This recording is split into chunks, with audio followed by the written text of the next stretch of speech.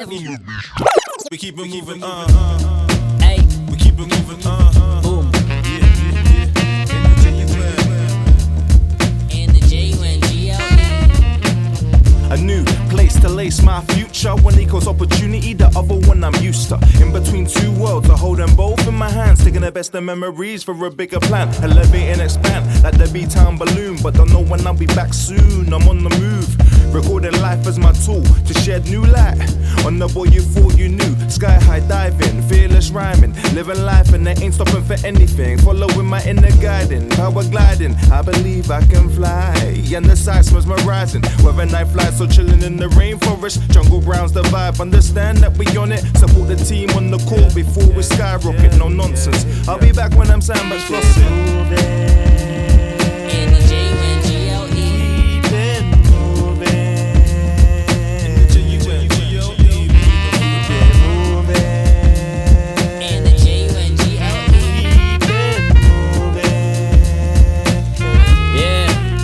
Yeah, been on that bon voyage. Vision board, life go collage. Could've happened if I didn't depart. I had to pack up the bags and shift it into the car. I've done everything except a new start, so we are now. Baby girl says she looking for a break. She on star now, she ain't yet a star, at least she started now. Trying to cope, keep it moving was the antidote. I was cold thanks to Mr. Wells, got my hair cold. Yeah, and past issues now been resolved. About to get a real big blessing in a minute though. Oh. My mom always said life was like a box of chocolates. You never know what you're gonna get.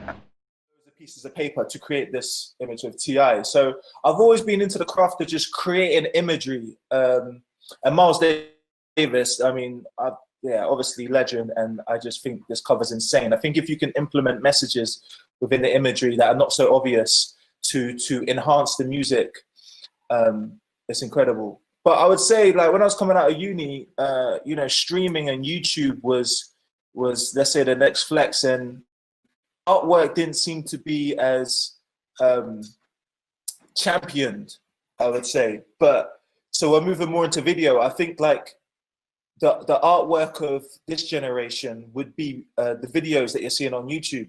And you know, as a kid, I was, or even at uni more so, I was looking into like legendary directors of the 90s. So, you know, the Blue Images from Belly, if you guys know, Hype Williams, he made all the iconic, I would say, music videos of the 90s, whether it's Busta Rhymes, Missy Elliott, whether it's just using a fisheye lens or just or the colors that he's using.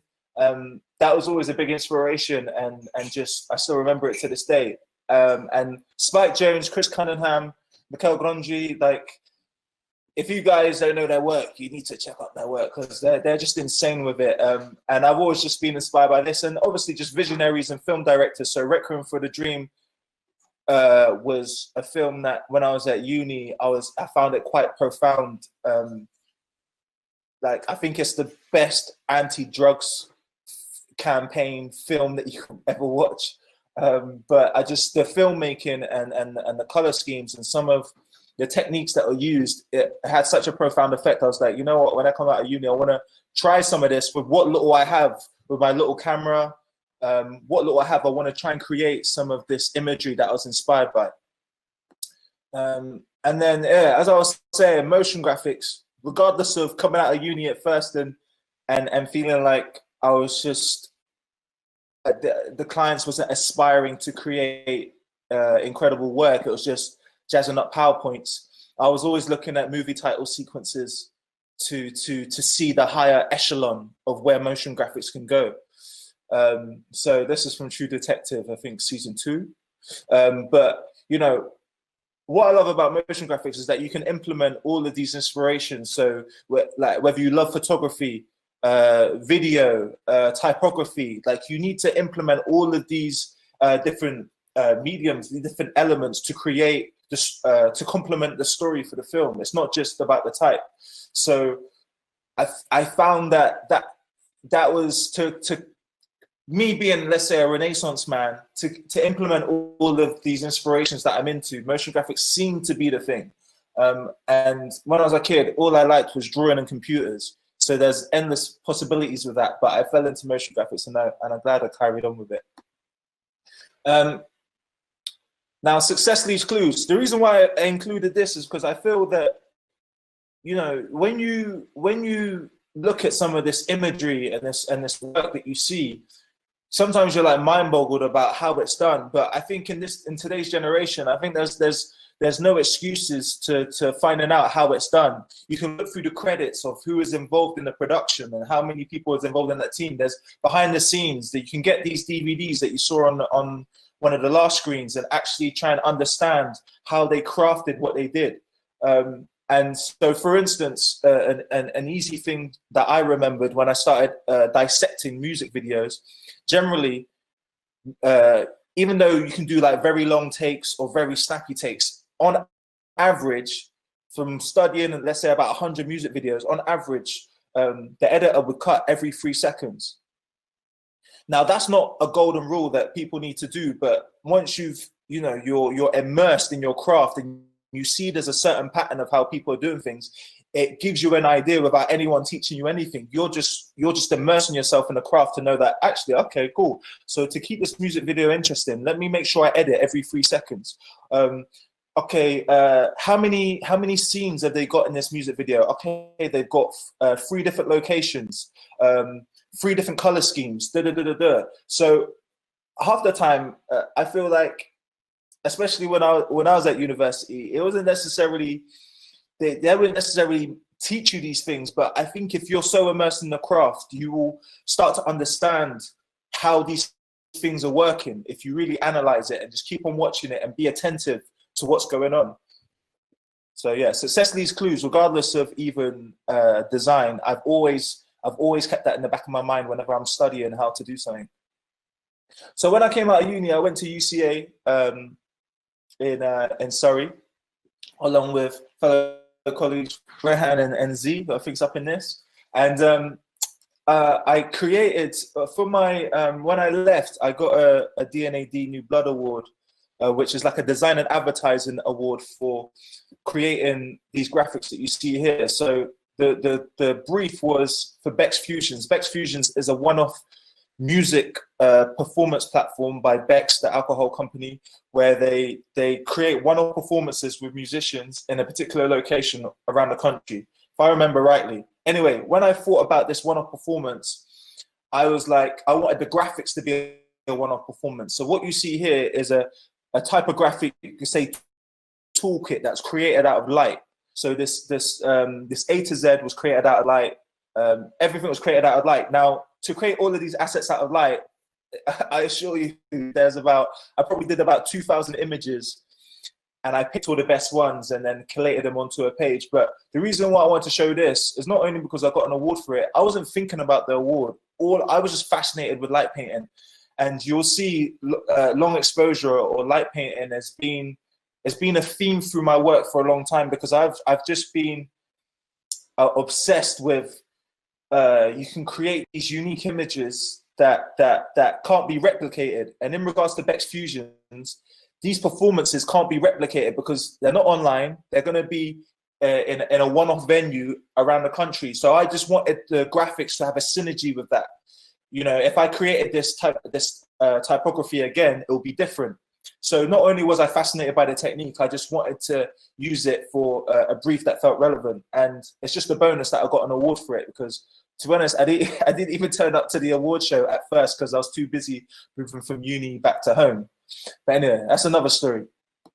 So moving on, I don't really do logo work anymore, but in the sense of something that I think is I'm proud of. When I came out of uni, I was lucky enough that, let's say through networking with uni friends and them moving on to other things, but still keeping me in mind because they knew I was passionate about graphics, I was lucky enough to design the logo for Nick Tentis, who was regarded at the time as one of UK's top 10 British tailors.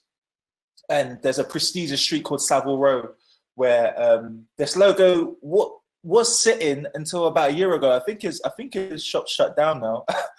I'm not too sure, but I'm pretty sure it's not there no more. But anyway, whilst it was there, it was a great feeling to see something that as you can see on the right side of the page, I drew it on a piece of paper. I kept on changing the kerning of the letters and just making sure that there was a there was a similarity. There was a form that was similar to all the letters. It wasn't random. I had to make sure that the form was consistent across his name. As great as it was to design a logo for him, I'll be honest with you, I was feeling very angry about, let's say, payment, because it probably took me almost took me like a year to get paid from him. It should have happened within 30 days. Once again at uni, they didn't teach me about business. They didn't teach me about contracts per se. And I kind of just thought, not on goodwill, but I thought, like, I had a meeting with him. He seemed quite nice. I thought, like, I've done the work. This is how many hours I put in. I invoiced him, and he just ignored the invoice. So I'm telling you this story because it's a mad world out there, and you can't just trust someone's word. Put a contract in place. Make sure they sign the contract. And generally, the work that I do now, I do through an agency. And the agency, they've got their contracts in place. So luckily, I just got to say, yes, I want the job, or yes, or no, I don't want the job. But I generally feel if you're working with a client direct, get a contract in place. Even if it's a very, very, very small job on like a friend's level, to be honest, I just estimate how long it's going to take, and I want half up front as a deposit, because I've done logos for certain people that let's say relatively known in the music industry, and they let's say they disappear after the work's done. And so it's, yeah, guys, there's been success, but I'm letting you know the real deal. Like, there's vultures out there. So just make sure you've got your contract in place, or if you're going through an agency or half up front, just make sure you're clued up, because people will try and rip you off if they can. So that's half the reason I showed this work. This might be partly the reason why I don't want to do logos no more, but at the same time, if I really want to do it, I would, but I'm just letting you know that you have to have your wits about you and be very careful. Yeah, moving on. So as I said, because I was doing a lot of, in the early days, I was doing a lot of basically trying to make the idea of jazzing up PowerPoints more inspiring. At the same time, they say you're as smart as your client, and sometimes you get barriers with work that you're not always going to create your most inspiring work. So I was like, you know what?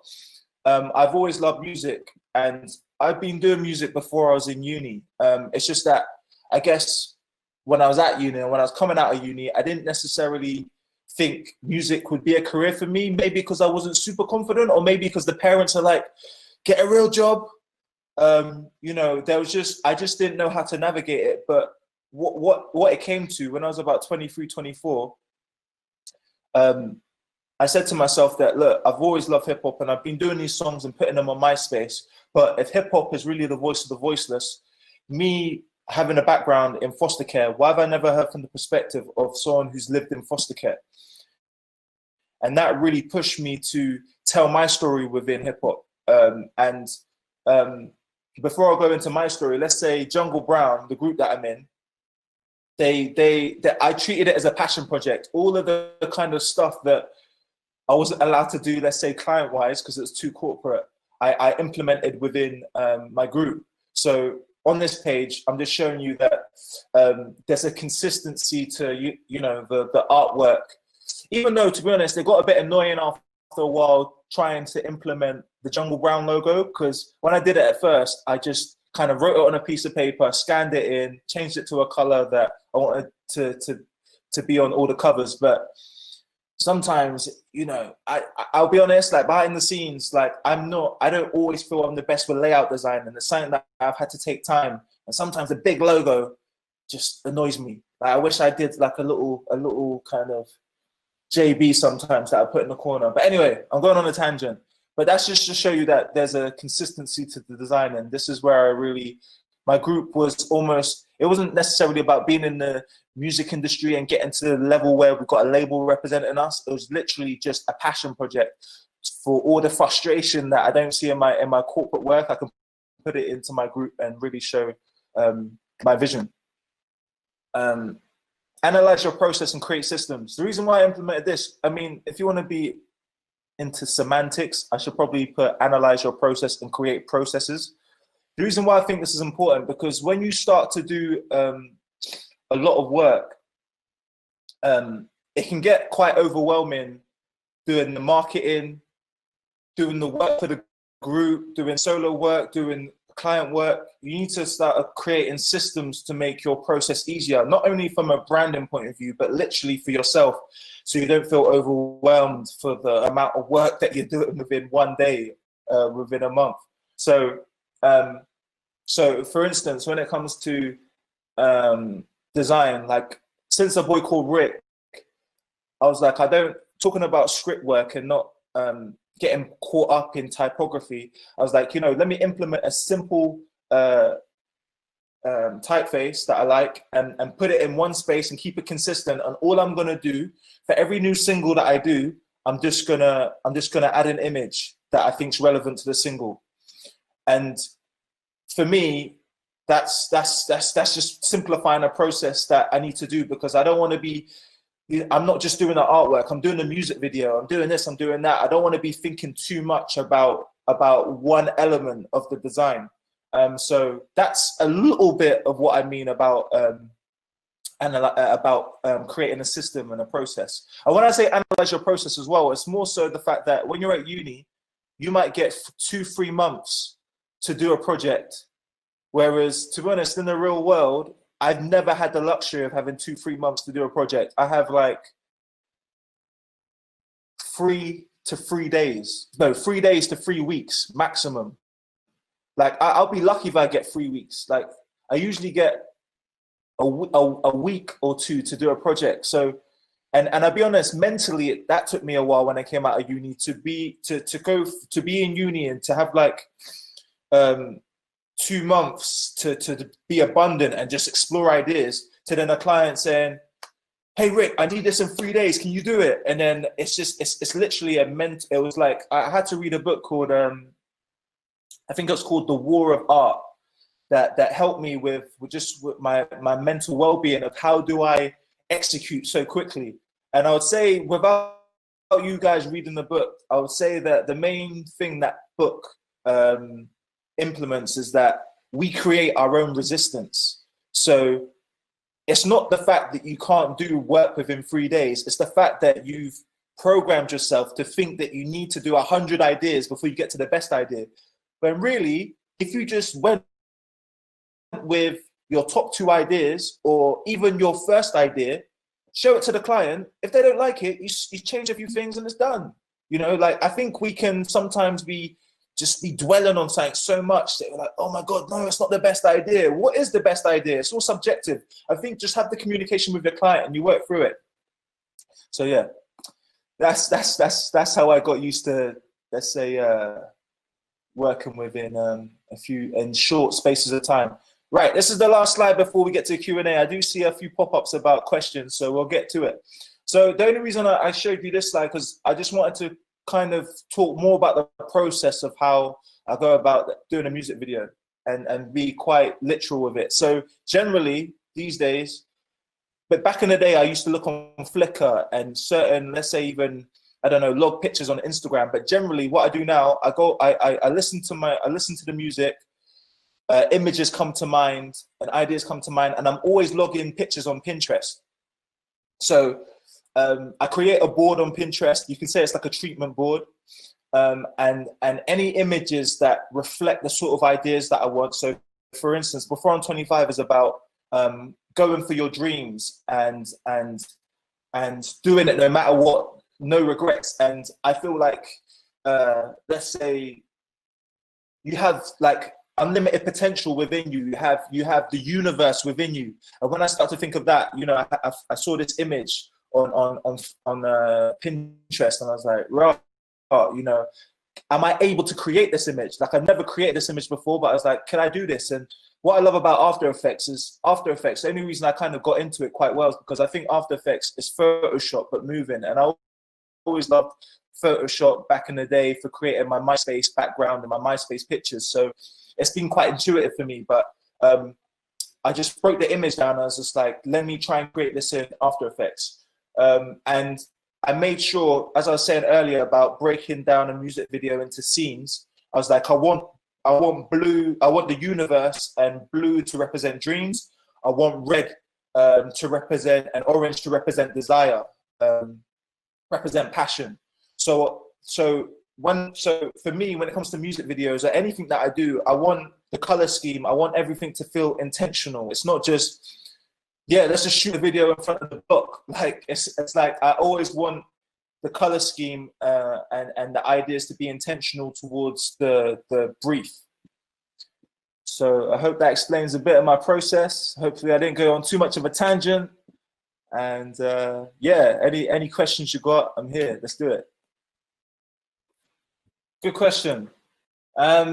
So I feel like, similar to uni, you have to create a network of friends that are doing similar things. So I got me, Rohan, Zishan, we've got a friend called Bijan, who I would say is a year above me, and just to see him flying with motion graphics, it was always good just kind of seeing how he's doing things.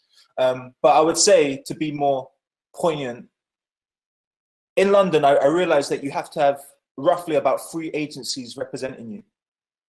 You can't just rely on one. You need to literally have, they say a rule of thumb is to have 3 agencies representing you. So the interesting thing about having 3 agencies representing me, I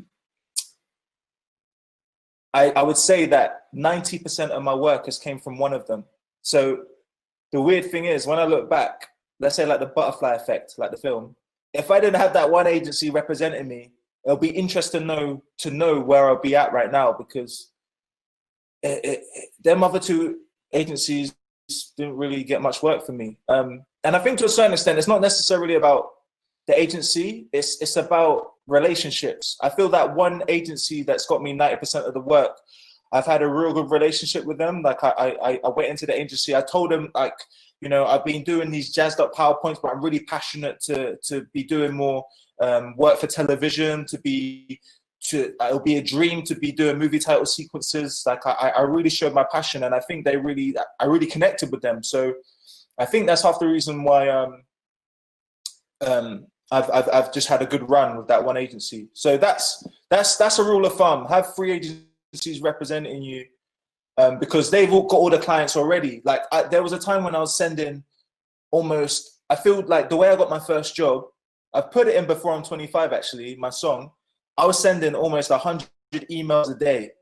like I was just sending loads of emails to advertising agencies direct. I was like, hey, my name's Ricky Daji. I'm a junior motion graphic designer. I'd love to be a part of your team. And I'll talk about particular pieces of work rather than making it a generic email. I would make it tailored to them. So I'll talk about the Nike project that they've done, or let's say Wyden and Kennedy done some work. They've done so much inspiring work for Nike. I'll talk about particular projects that I loved from them, and I'd love to get experience and da. So yeah, it takes a while, let's just say, to get your foot in the door.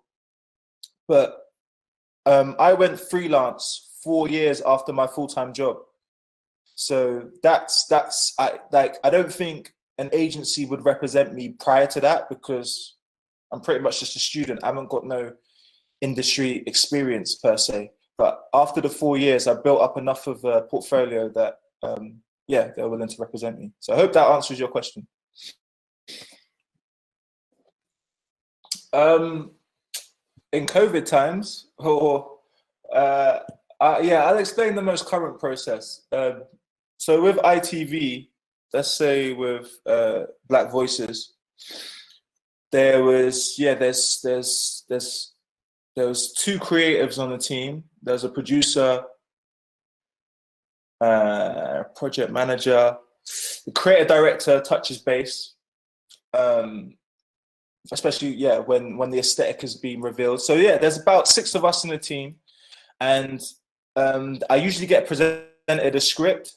And to be honest, even when it comes to my Jazz and PowerPoints days, it was generally the same. I get presented with a script or a voiceover. And then from the brief, I take the key words and I take the kind of message that they're trying to get across. So for Black Voices, it was literally, one of the creatives said that they want it to be in line with the Black Lives Matter movement in the sense of the color scheme. So the reason why it's black and yellow is literally because the Black Lives Matter movement is black and yellow. So I took the color scheme, but they wanted to own that identity because obviously it's ITV. They don't want to be seen to be using the same typography. They want their own unique aesthetic. So we looked into different typefaces that they had officially had the license to. And then I'll go through, like, let's say 3 different design treatments. So what you see was quite a simplistic treatment. And the reason why it's simplistic is because they didn't want the design to overbear the message. They wanted the message to be the voice of the story that's coming from the Black person. And that's the key thing that they wanted, the story. They didn't, like, I showed a treatment where it's like in a 3D space and the camera's moving everywhere and doing all this like overboard stuff. But as much as you want to push yourself as the creative, the message is key. So we just had to make sure, rein it down and keep it simple. And then from there, we sent the 3 treatments to the creative director. He agreed with the simplistic one. And then we're supposed to turn it into a template, but without going into the technical stuff, there wasn't really a way to turn it into a template, because when it comes to Black Voices, which is essentially people voicing their stories, everyone speaks at a different speed. So I had a rough template, you could say, but I had to basically make it custom per person who is speaking, because everyone speaks at different speeds. And then that was it. We send an MP4, of course, we transfer, and then in the end delivery, I'll send a ProRes to the editor, and the editor will make sure the sound, because I wasn't always provided with the final sound, the final voice. I was provided with a mock-up from the producer, so he would make sure the final sound is implemented, and any kind of cleaning up of the sound that needs to be done, he would do that. So hopefully that explains the latest project in a way that makes sense. Yeah, bruv, I'll be honest with you, I don't know. I don't. It's a work in progress. The thing is, I would say to you guys is that being creative is a lifestyle. So if it feels like a chore, you won't be doing half the stuff that you want to do. Like you'll burn out. It'll just be, oh God, this is too much. And I'll be honest, there's been times when I felt like that. I just like, this is like, how can I do all these things? This is like, I have like, the way I do, like, to be more straightforward, the way I do most of these things is that I have to treat things one step at a time. So generally, let's say my process is that when it comes to freelance work, there was a time in my early freelance life that if I wasn't freelancing, I spent all my time trying to find freelance work. And I was just in that vicious cycle of I'm working, trying to find work, working, trying to find work. And the thing is that left no time for anything else, like literally, because I'm like desperate, you know. But luckily, what I realized is that if you've got a good agent, if you've got a good agency representing you, then literally they're finding work for you. So when you're not doing client work, you just focus your time on your own personal projects. So on the most part, that's how I handle time. It's like, there was a time where I was being very militant, and I was like saying, okay, I need 3 weeks of my own time to do my own work. Sorry, clients, I'm not working with you. And to be honest, that hurt my bank account a lot. I'm not really in the space where I can afford to do that. So what I do is that whenever I get an opportunity to work with clients, I pretty much say yes if I like the idea of the work, and then I make sure I fit my passion projects and my music around it. Unless it's a massive gig like Glastonbury, which is like the biggest gig in Europe. Unless it's something that's really prominent for music, I generally fit music around client work, because to be honest, I've only got this much flexibility to do my own work and my own passion projects because of the client work. Yeah, no, because the thing is, without being creative or trying to think of ideas, sometimes we can work ourselves up with so much frustration that you need to understand that you're making your brain so cramped you can't actually think of a creative idea. Whereas when you do something like meditation, or you run, or whatever you need to do to free your mind from that space, that's when the ideas come. It's when your brain's free. Even, funny enough, jumping in the shower, like anything that just like makes your brain expand and not think and be mindless to a certain extent, that's when the ideas come. It's almost when you're not even thinking about the idea, some of these ideas come. So sometimes you just need to be patient with yourself and not get bogged down. You need to be, I think your best ideas come when you're stress-free. Although, I believe you need to have, deadlines and pressure. The best ideas come when your brain is free to explore. So as I said at the start, whatever you're curious about, like whatever you want to get into. So for instance, let's say more straightforward, if you, potentially, if you want to be, I guess these design students want to be graphic designers, filmmakers, photographers. What's the sort of vibe? Right hand. Yeah. So overall, you need to you have YouTube now. You need to implement all of these ideas that you're curious about. Try and set little passion projects for yourself and show these ideas. Because my first show reel, when I was getting into the industry, some of it was client work, but half of it was just little passion projects that I'd done. Whether it's just exploring a certain technique, whether it's exploring parallaxing, 3D typography, whatever it is, you need to practice these ideas. So I would just say, just practice your craft, because there's no limits to these things. When I was coming out of uni, I wasn't thinking about color schemes. I wasn't thinking about grading. I was literally just thinking about how to just shoot something and make it look steady, how to make it look cinematic by adding black bars at the top and the bottom. Like, I was just thinking of basic stuff. But if you can get into color grading and making it look like the end product, then you're halfway there. Especially if you can do it all yourself, because the reality is, although most of the time I'm like a one-man band, in the industry there's a massive team doing this, and the more you know about the process, the more value you can give to that team. So yeah, I'll the industry is based on your skill. So just keep on elevating your skill. I don't know if you guys have got it, but I'm not sure if I should say this, but a little pattern in the UK is that this is not a great thing, but at the end of the day, you get help in university if you're dyslexic. You get so much help. You can even get a free computer. So that's kind of cool.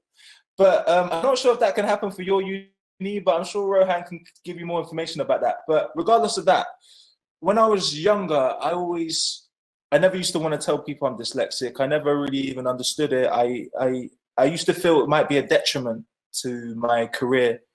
But as I got older, you realize that, as I put in the rap, Einstein was dyslexic, Tom Cruise, who else? I think Steve Jobs was dyslexic. You realize that a lot of creatives are dyslexic, and so it's not a detriment to you. It's just that we all learn differently, regardless of, certain aspects of the education industry. We all learn differently. So I found out, paying attention to how I learn mainly through visuals.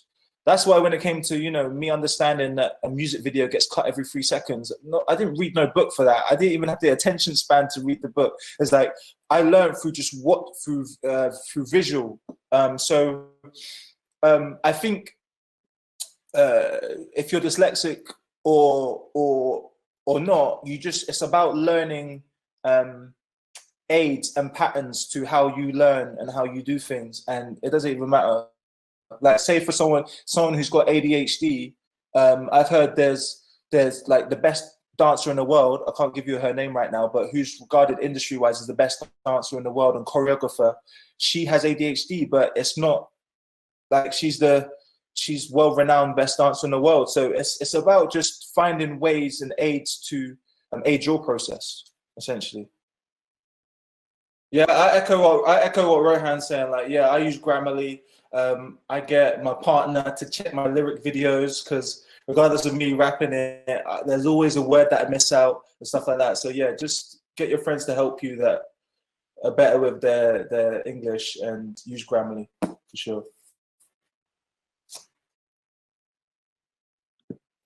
Rowan, from my side, thanks.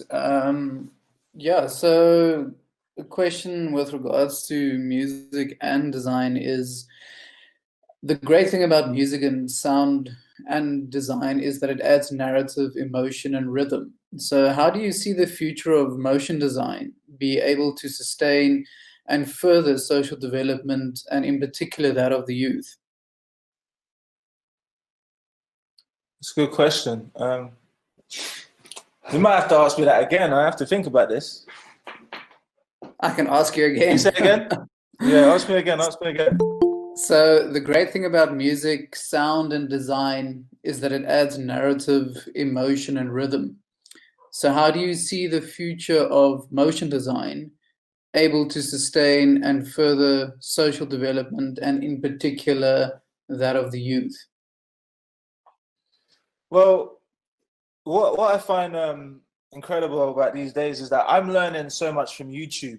Like the youth are killing it on YouTube. They're cracking these programs, After Effects and Premiere, and they're doing like ingenious things with little to nothing. So I think YouTube learning and everyone sharing their secrets of just how they're doing these things and creating this inspiring work, I think it's gonna make the younger generation just better at doing things and having access to these things. Because that's the thing, like back in the day, like a camera wasn't accessible to me. The software wasn't accessible to us. So the fact that we have these tutorials and technologies becoming so cheap that's accessible to the younger generation, I think it's only gonna get the talent pool is just gonna be in abundance, and people are gonna have control of their voice and their media because of YouTube, right? So I think, yeah, the world is their oyster. That's like they just gotta crack on and do it. I mean, in regards to the development of motion graphics, as I said, I think it's gonna, like, movie title sequences is to me is the kind of higher echelon of the narrative of how motion graphics is used, but it's getting into an interesting space of what is motion graphics, because if you're looking at a Marvel film, is that a film or is it motion graphics? It's implementing everything motion graphics would use. You've got 3D, you've got the narrative, you've got the typography. It's just it's motion graphics on steroids, you know, with motion capture and all of this stuff. It's like, I think the lines of what is motion graphics, what is filmmaking, it's all gonna be, there's gonna be more fusions happen. There's gonna be more seamless transitions. I think before we had to be stuck to one discipline. Like, oh, you're a typographer, which is very rare, but yeah, you're a typographer, you're a graphic designer, you're a photographer. I think because this technology is getting so cheap and accessible, you know, young people can get access to drones now and X, Y, Z. I think the fusion of disciplines are going to be, there's going to be more of a blur. So I think it's going to be very interesting. Awesome, thank you. I agree. Hi, Ron. No, I don't have a question. I just want to thank Rick for telling or giving the students very practical advice today, especially like getting contracts in order and don't trust everyone. So yeah, I Yeah. think it's good that they hear things like that as well. And I then also just would like to comment the students on asking really good questions. These questions gets better every week, and it makes the conversation a lot more interesting. So thank you, guys. You know what? When I came out of uni and I was so hung up on the idea of authenticity, yes, I feel a certain way about using references, but there's a documentary called Everything's a Remix, which I think you guys should watch. It's a 3-part documentary, and literally the guy breaks down scene for scene, Kill Bill, Matrix, other films that are known to be like, you know, classics. But he shows you scene for scene where they've taken their references from. And you start to realize that we stand on the shoulders of giants. The idea of originality is to a certain extent overrated. But if there's any kind of rule to how I feel originality is, it's about merging two things that haven't been merged together before. I don't think you should just copy someone straight up. Like I'm never going to be a fan of plagiarism. But I think if you merge two ideas that have never been done before, I think that's where things can get interesting. So yeah, I think there's a quote as well. What was it? I think Picasso said it. Was it like, it's quite a controversial quote. I think it was like, good artists copy, great artists steal.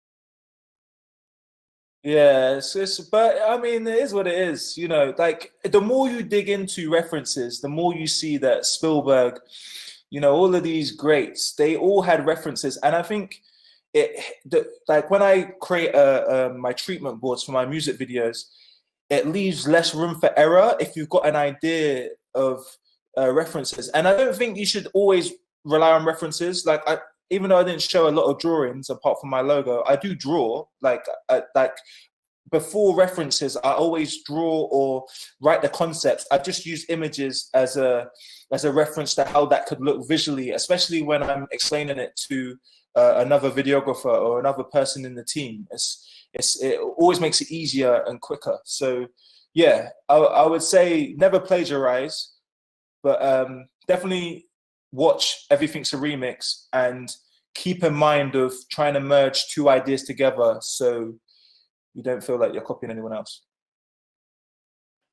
Yeah, hit me up on social media. You guys know how to use it better than anyone. RICFLO Music on all platforms, Instagram, Twitter, YouTube, all that jazz. So just hit me up if you've got any questions, whether it's to do with, I don't know, software or just or thoughts on an idea. Then yeah, just hit me up. I'm always open to help when I can. Yeah. And Rowan, from my side, Rick, I'd like to thank you as well. And I think you must get my details from Rowan so that us three can chat, so we can do some cool collaborative stuff with the students. I think that'll be awesome.